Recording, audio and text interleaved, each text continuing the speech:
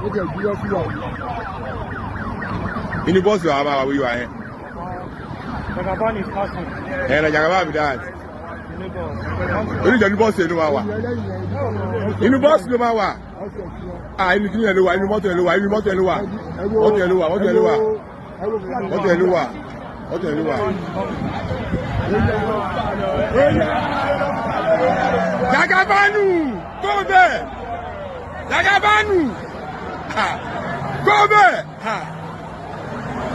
Go there, go there, go there, go there! Go, go, go, go! Go, go, go, go, go, go!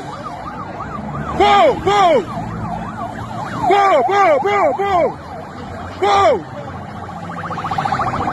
Go! Go! Go!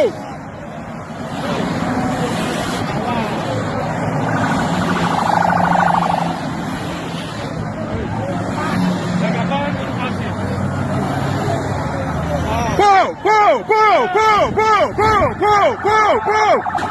Go, go! Go, go! Oh shit, oh man!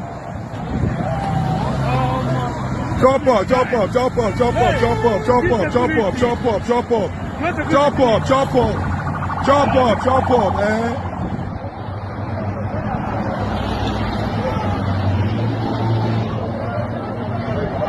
Jump up.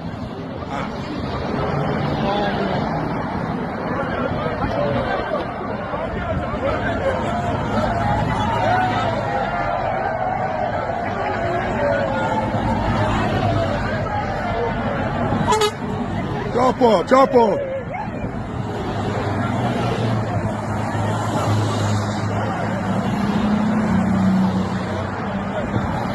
What's it? Don't kill it.